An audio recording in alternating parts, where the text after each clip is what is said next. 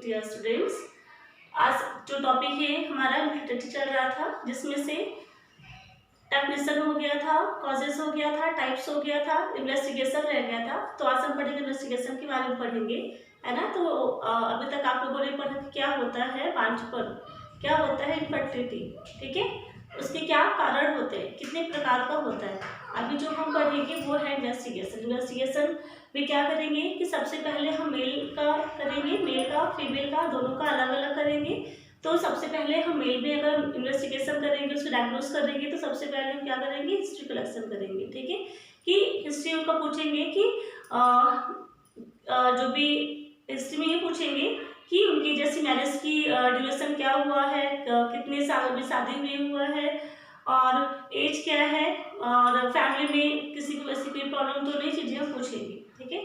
और उसके बाद फिर हम एज पूछेंगे कि एज क्या है, एज देखेंगे, और शादी का हम साल देखेंगे, कितने साल का शादी का ड्यूरेशन हो गया है, और फिर हम उसमें हैबिट्स में देखेंगे कि उनकी हैबिट्स का क्या है वो पूछेंगे, क्योंकि अगर ड्रिंकिंग स्मोकिंग वगैरह हो रहा है तो ये भी कॉजेस होता है, इनफर्टिलिटी का होता है।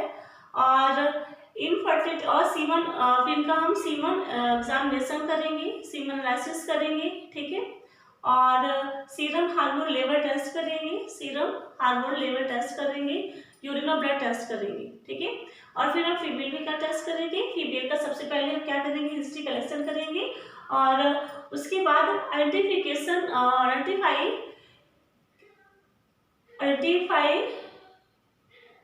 की अवधि पूछेंगे, ठीक है। सबसे पहले जो महिला है उससे हम पूछेंगे कि इनफर्टिलिटी मतलब जो आपका ये वांछपन की जो अवधि है तो ये कब से है, शादी की डेट पूछेंगे, शादी की अवधि क्या हुई है, उसके बाद एज पूछेंगे, मेंस्ट्रुएशन साइकिल की हिस्ट्री पूछेंगे कि जो मेंस्ट्रुअल पैटर्न है वो सही है कि नहीं, और जो कपल्स के द्वारा, जो महिला के द्वारा कॉन्ट्रासेप्टिव मेथड यूज कर रहा है तो उसका ड्यूरेशन पूछेंगे, कब से यूज कर रहे हैं, और ओबेसिटी तो नहीं है, या फिर वेट लॉस तो नहीं है, कम वजन तो नहीं है, और मेंसेस की एब्नॉर्मलिटीज पूछेंगे कि जो आपका मेंस्ट्रुअल साइकिल है वो एब्नॉर्मल तो नहीं है, अनियमितता तो नहीं है उसमें, और ब्लड में हार्मोन्स की कमी तो नहीं है। ये चीजें क्या हो जाएगा, इसका इन्वेस्टिगेशन हो जाएगा। फिर उसके बाद क्या है हमारा ट्रीटमेंट। फिर हम क्या करेंगे, ट्रीटमेंट पढ़ेंगे कि ट्रीटमेंट क्या क्या होता है। तो सबसे पहले मेल में ट्रीटमेंट क्या करेंगे कि जो उनकी शारीरिक स्तर को सुधारना चाहिए, ठीक है, अगर वो मालनरिस्ट है या वीक है या कुपोषित है तो इसके लिए हम उनकी जो शारीरिक स्तर को सुधारने के लिए हम बोलेंगे, ठीक है। नेक्स्ट है कि जो इन्फेक्शन की उपस्थिति अगर है, अगर मेल में इन्फेक्शन की उपस्थिति है, प्रेजेंट है, तो हम उसके लिए एंटीबायोटिक प्रोवाइड करेंगे। और किसी भी प्रकार के अगर अवरोध है, कोई भी किसी प्रकार का अगर ऑब्स्ट्रक्शन है तो इस कंडीशन पे हम सर्जरी के लिए उनको सजेस्ट करेंगे, ठीक है। फिर फीमेल में क्या क्या प्रॉब्लम्स हो सकती है, तो फीमेल में सबसे पहले जो उनका एसएजी हार्मोन्स थेरेपी है वो हम प्रोवाइड करेंगे। फिर है एलपीडी के लिए क्लोमिफेन देनी चाहिए। एलपीडी क्या होता है, ल्यूटेल फेस डिफेक्ट होता है। इसमें क्या होता है कि जैसे अभी आप जानते हैं कि जो मेंसेस में दो हार्मोन्स का बहुत ही महत्वपूर्ण योगदान रहता है, एफएसएच का रहता है और एलएच का रहता है ना। तो अगर जो एफएसएच होता है क्या होता है, वो प्राइमरी फॉलिकल्स को मैच्योर करता है ना, और जो एलएच होता है मतलब ल्यूटियल फेज जो होता है, जो लुटेनासिन हार्मोन्स होता है वो क्या करता है, ओवुलेशन में हेल्प करता है। तो अगर उसमें कोई डिफेक्ट है, अगर उसमें कोई प्रॉब्लम है तो इसके लिए हम एलपीडी के लिए अगर ल्यूटियल फेज डिफेक्ट है तो उसके लिए हम क्लोमिफेन देंगे। और अगर किसी भी प्रकार का ट्यूबल ऑब्स्ट्रक्शन है, जैसे फैलोपियन ट्यूब अगर ब्लॉकेज है, तो इस कंडीशन में हम क्या करेंगे, सर्जरी के द्वारा उसको हम दूर करेंगे। नेक्स्ट है हार्मोन थेरेपी भी देंगे। हार्मोन थेरेपी जैसे कभी कभी ये होता है कि हार्मोनल सपोर्ट नहीं मिल रहा है, हार्मोनल प्रॉब्लम्स की वजह से अगर प्रेगनेंसी कंसीव नहीं हो रही है तो हम उनको क्या करेंगे, हार्मोन थेरेपी देंगे, ठीक है। अब ये तो हो गया मेल और फीमेल में क्या क्या प्रॉब्लम होनी चाहिए अलग अलग, ठीक है। अब ये होता है कि दोनों में क्या प्रॉब्लम्स है, दोनों को आप कैसे काउंसलिंग करेंगे। तो सबसे पहले आप उन दोनों को क्या करेंगे, साइकोलॉजिकल सपोर्ट देंगे, ठीक है। आप उन्हें समझाएंगे कि दोनों को कैसे क्या करना है। फिर उसके बाद अपने वजन को नियंत्रित करना चाहिए, अगर चाहे वो मेल हो चाहे वो फीमेल हो, अगर दोनों में से किसी का वजन अगर ज़्यादा है तो उसको कम करना चाहिए, अगर कम है तो उसको थोड़ा सा लेवल में लाना चाहिए, ठीक है, नॉर्मल होना चाहिए। अगर मेल या फीमेल में से अगर कोई भी स्मोकिंग कर रहा है, धूम्रपान कर रहा है, तो उसको रुकने के लिए आप बोलेंगे। और अगर ड्रिंकिंग कर रहा है, क्योंकि स्मोकिंग और ड्रिंकिंग ये दोनों भी एक कॉजेज होता है फर्टिलिटी का, ठीक है।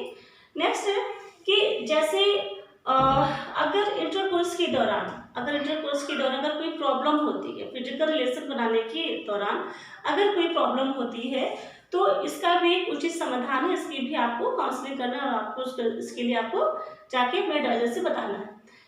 फिर है कि अगर फिर आपको ये भी काउंसलिंग करना है कि मेंस्ट्रुएशन साइकिल के दौरान, जैसे मेंसेस स्टार्ट है तो मेंस्ट्रुएशन साइकिल के बीच में इंटरकोर्स करने के लिए आप बोलेंगे, ठीक है, फिजिकल रिलेशन करने के लिए आप उनको बोलेंगे।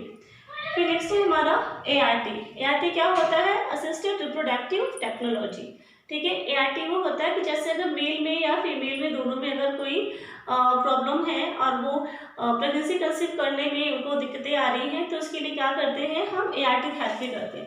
ART थेरेपी एक वह तरीका है कि जिसमें जो प्रेगनेंसी होती है उसको कृत्रिम मतलब आर्टिफिशियल या आंशिक मतलब पार्शियल रूप से क्या करते हैं कि हम आर्टिफिशियल साधन का यूज करते हैं, ठीक है। और नेक्स्ट हमारा क्या है, IVF, ठीक है। IVF क्या होता है कि इन इंट्रो फर्टिलाइजेशन होता है, इन विट्रो फर्टिलाइजेशन होता है। ये एक तकनीक है, जैसे अगर मेल का जो स्पर्म है अगर वो कम बन रहा है, काउंटिंग उसकी कम है, वो इतना मैच्योर नहीं है कि जाके फर्टिलाइजेशन हो सके। और फीमेल में भी ये होता है कि वो अगर टाइम पर रिलीज नहीं हो रहा होता है, तो मेल का स्पर्म लेते हैं और फीमेल का ओवम लेते हैं, ठीक है। इन दोनों को बाहर ही लैब में क्या करते हैं, फर्टिलाइजेशन करते हैं। उसके बाद जब वो ओवम फर्टिलाइज हो जाता है तो फिर वो यूट्रस में क्या करते हैं, ट्रांसफर कर देते हैं, ठीक है। उसके बाद फिर ट्रांसफर कर देते हैं बाद में, ठीक है। ये हमारा ट्रीटमेंट होता है। एक ये भी होता है कि जैसे एम्ब्रियो होता है, एम्ब्रियो जैसे अगर कोई मदर है, अगर उसका यूट्रस स्मॉल साइज है या फिर कोई प्रॉब्लम है यूट्रस में ड्यूरिंग प्रेगनेंसी कंसीव करने में, या फिर प्रेगनेंसी तो कंसीव हो जा रही है पर प्रेगनेंसी कंटिन्यू करने में प्रॉब्लम है, तो इसके लिए क्या करते हैं कि अगर किसी एम्ब्रियो है अदर महिला के यूट्रस में ट्रांसफर कर सकते हैं, जिसको फिर बाद में जैसे डिलीवरी होती है तो बाद में फिर हम उसको जो मदर होती है उसके उस बच्चे को उसको दे देते हैं, इसको क्या बोलते हैं, सैरोगेट मदर बोलते हैं, ठीक है। तो अभी तक हमने क्या पढ़ा, हमने ट्रीटमेंट पढ़ा, हमने इन्वेस्टिगेशन पढ़ा कि मेल में और फीमेल में क्या क्या प्रॉब्लम्स होती हैं, दोनों को हम क्या क्या ट्रीटमेंट देंगे, उसके बाद क्या क्या थेरेपी होती है आर्टिफिशियल थ्रू की, फिर चलिए हम क्या कर सकते हैं, प्रेगनेंसी कंसीव करते, ये चीज़ें हैं, ठीक है।